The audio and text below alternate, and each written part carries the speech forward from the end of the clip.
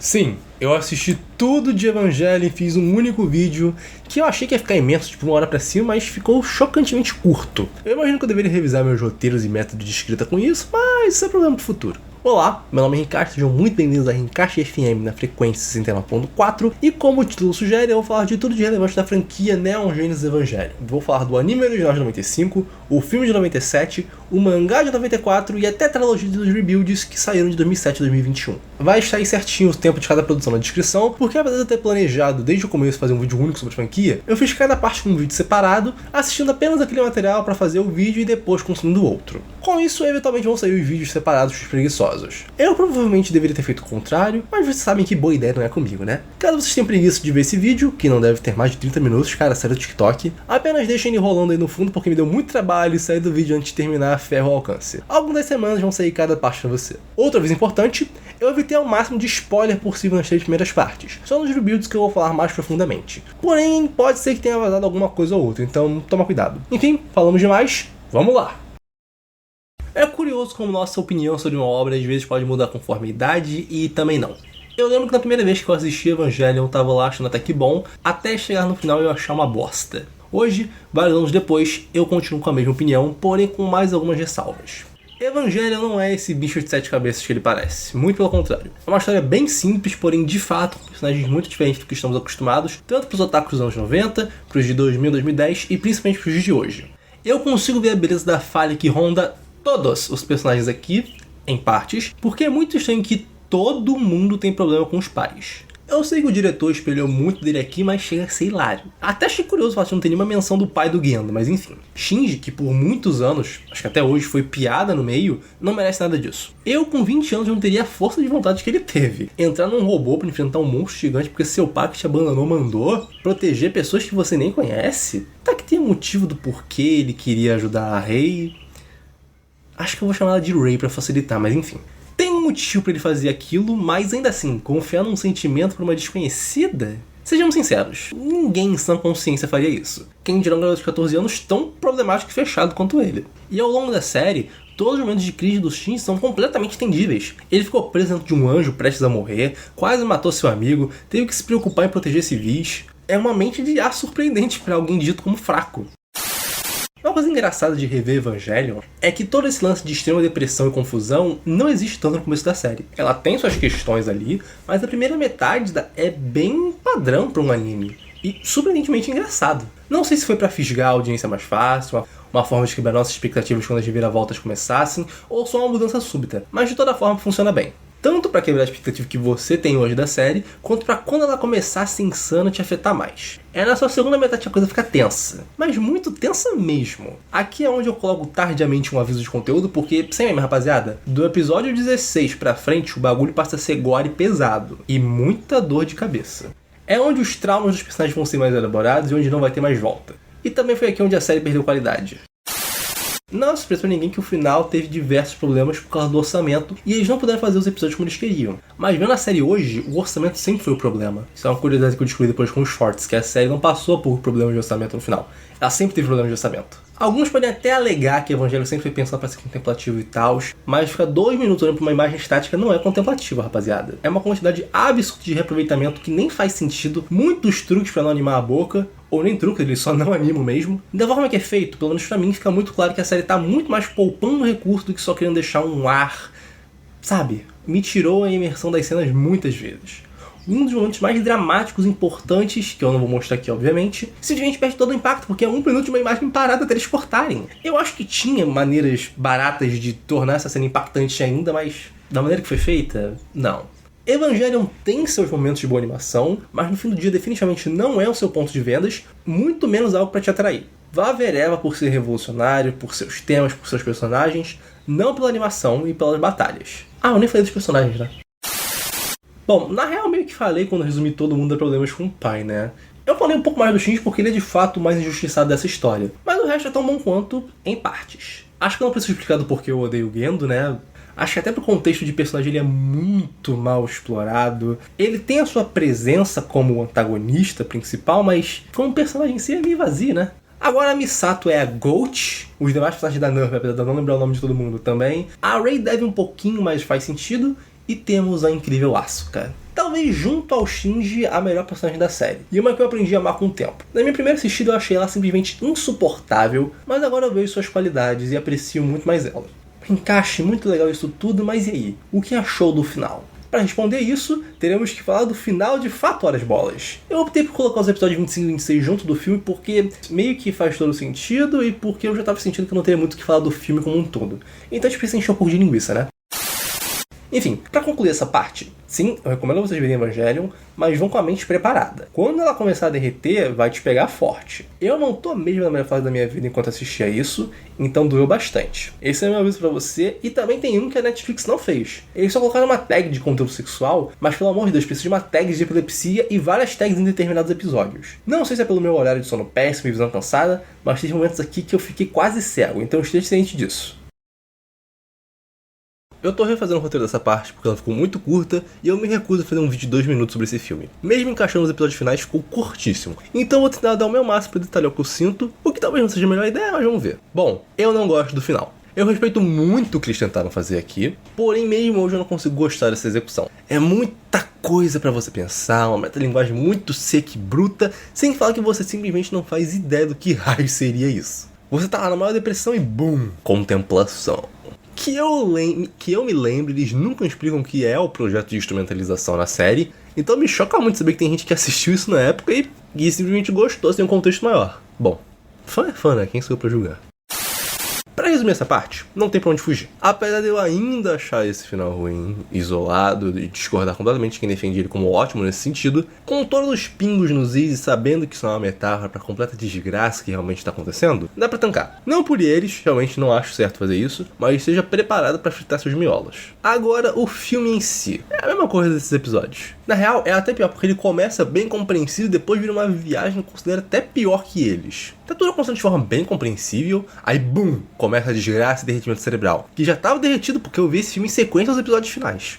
Começou indo tudo bem, até porque é quase imediatamente após o episódio 24, com a Cilly completamente saco cheio do Gendo, e mais uma vez eu puxo um aviso tardio de conteúdo. Lembra que eu falei sobre violência a partir da segunda metade da série? Então, rapaziada, aqui é muito. Mas muito pior, tanto que eu vou evitar ao máximo mostrar essas cenas aqui, mas saibam que é punk. Eles não tiveram pudor nenhum na hora de mostrar crueldade muito gore. Então não come nada antes de ver esse filme, porque além do derretimento mental, tu vai derreter o teu estômago dependendo da sua tolerância. Eu poderia comentar sobre aquele evento com a Misato, mas é um tema complexo que eu não me arrisco a falar, mas eu acho que todos que têm idade suficiente para ver essa obra já entendem que não tem nada sendo romantizado ali. Outra coisa antes de irmos pro fritamento total de ideias. A animação. Como eu comentei, a animação de Evangelho em muitos momentos é inexistente. Por isso ser um filme, e ainda dividido em 2 partes, eu não entendi muito bem como isso funcionou na época, mas ok. Eles deveriam ter mais orçamento. E agora eles têm uma animação padrão de anime. Claro, tem seus momentos maravilhosos, mas a animação média do filme é o que eu chamaria de aceitável agora. Os truques pra poupar verba parecem menos descarados, então me agradou mais. Enfim, vamos lá, né?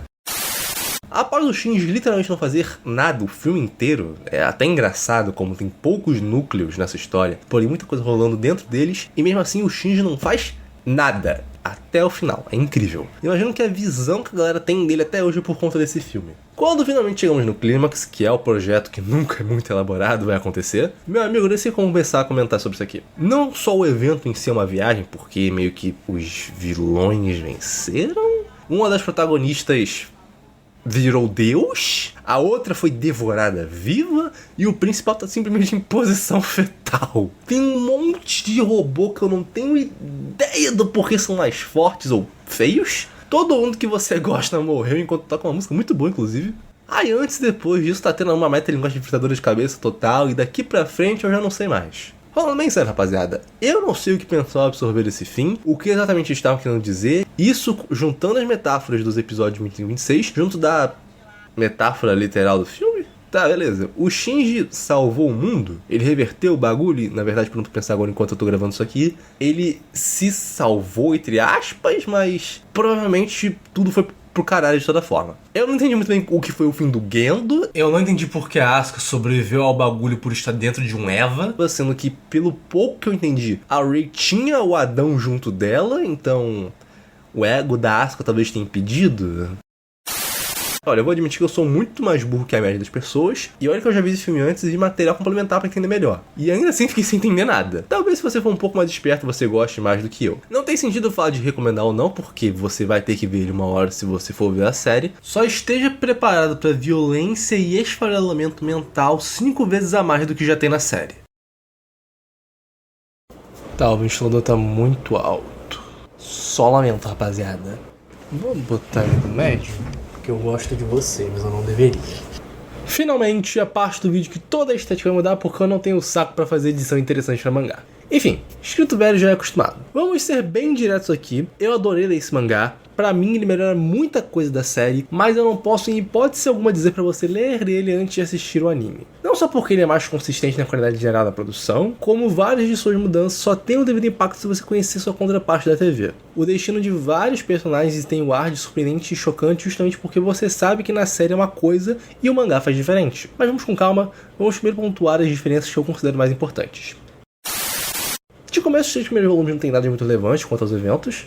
Eles mudam coisas bem pontuais para melhorar a relação dos personagens. A grande mudança é de fato o Shinji, que aqui é bem menos introvertido.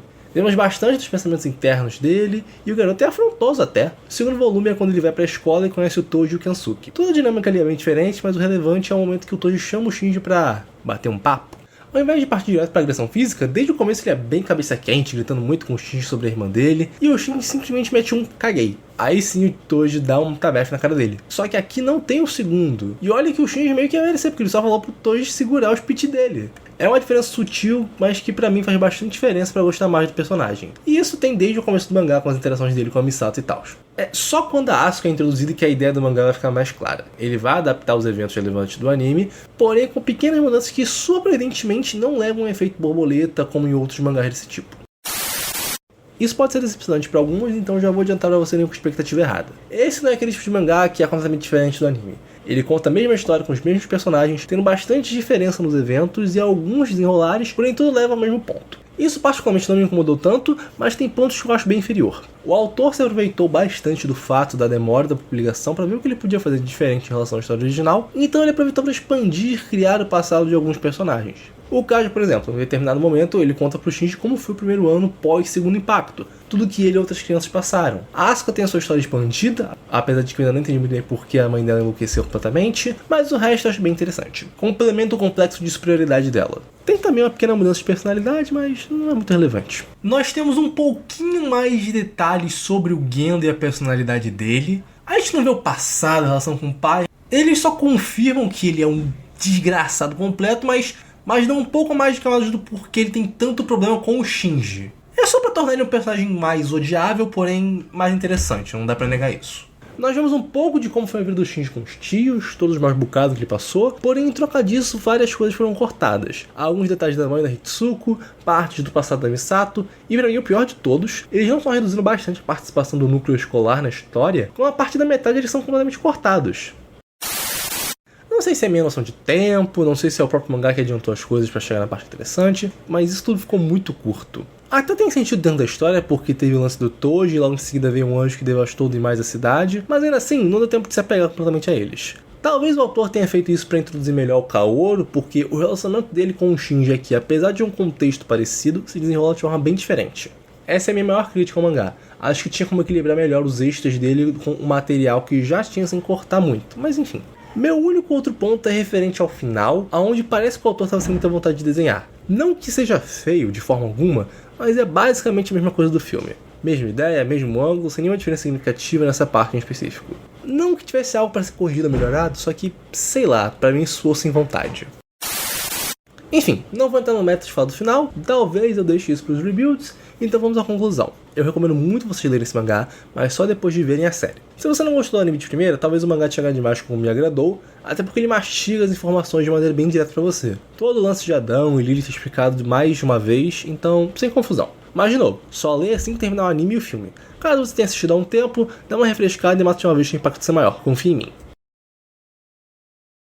Eu evitei falar o máximo de spoiler que eu pude nas outras partes, Mas nesse aqui eu não vou me preocupar tanto com isso, então assista por sua conta e risco. Esse aqui talvez seja muito longo, já que são 4 filmes completos, ou muito curto, já que eu tenho uma opinião bem simples sobre eles. Eu acho o primeiro muito ruim, o segundo mediano, o terceiro interessante e o quarto muito porra louca. Porém, não pode ser só isso, né? O primeiro Rebuild foi lançado em 2007 e é só uma versão resumida e piorada dos 6 primeiros episódios do anime. Eu vou soar muito chato, mas a maior parte das decisões criativas, tanto desse filme quanto desses próximos, são só idiotas. Eles enxugam muita coisa que dá substância pra série que não iriam funcionar no formato de filme. Como sempre, eles cortam a participação do núcleo escolar e dão uma embelezada com o CGI em alguns momentos. Sem dúvida, o que mais me deixa incomodado, falando desse filme inicialmente, sem saber o que eles iriam fazer depois, é como eles jogam informação de graça pra você. Eu disse que ia dar alguns spoilers dessa franquia, mas como a informação aqui é algo referente também à série original, eu vou omitir algumas informações. Uma das principais revelações da série é que a Nerve está guardando esse bicho aqui. Os anjos atacam pra chegar nesse bicho e fazer um paranoia louco. Isso é revelado lá pro episódio 15 da série. E no filme, aparentemente, todo mundo não só sabe disso, como a Misato, além de explicar que esse bicho é o objetivo dos anjos, ela dá o plot twist do plot twist. Sim, eles jogam toda a revelação pra você de uma vez só, pra não perderem tempo com isso no segundo filme. E eles nem sequer explicam direito todo o contexto maior, só jogam isso e o resto para que você entenda por si mesmo. Apesar de eu ter perdido muito tempo só falando dessa mudança de lore e tal, ela não é nem o maior problema. Eu não sei se foi medo, arrogância ou preguiça, mas esse filme é um copia e cola, só que pior. Tem cenas que são 1 para 1 com as da série, e apenas isso. Não tem melhoria clara de movimentação ou animação, não tem ângulos diferentes, não tem nada. É a exata mesma coisa, só que agora com um CGI e com um traço moderno de anime, removendo todo o charme que tinha. Antes de começar essa maratona, eu tinha visto no Twitter um post comparando cenas do anime do Rebuild. E alguém repostou falando que sempre que esse tipo de remake acontece, o original é sempre melhor. Eu pontualmente discordei da pessoa, porque como eu já disse, Evangelho é um anime muito barato, com reaproveitamento descarado, principalmente nessa cena em questão. Mas agora vendo os Rebuilds eu entendo bem. Esse Rebuild serviu para melhorar a experiência do Evangelho original, porque agora eu vejo o charme e dedicação maior que teve lá. Porque esse filme aqui é tão sem graça, tão sem vontade, foi doloroso de se ver. Ele não tem diferença o bastante para valer como algo próprio e nem é competente o suficiente como um remake. É um linear fraquíssimo para essa nova leva da franquia.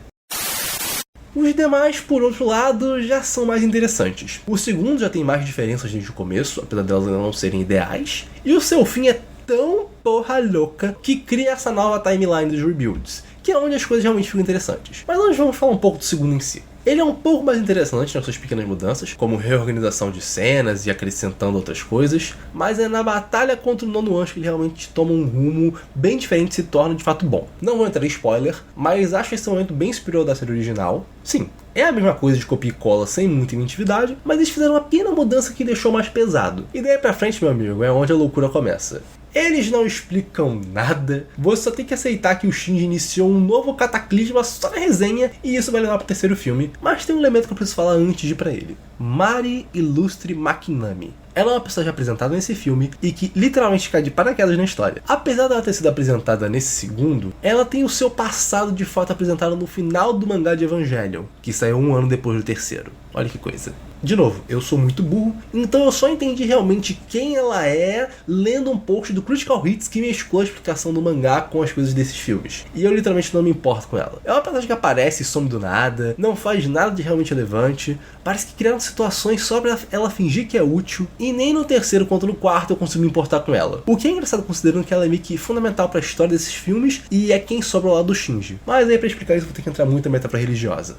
Eu realmente não me importo com essa personagem e não entendi perfeitamente o porquê de que ela foi inserida na série. Talvez se você for mais inteligente você entenda melhor. Isso, claro, tirando o lance da metáfora, os cariotes, pipipi, popopó, não precisa.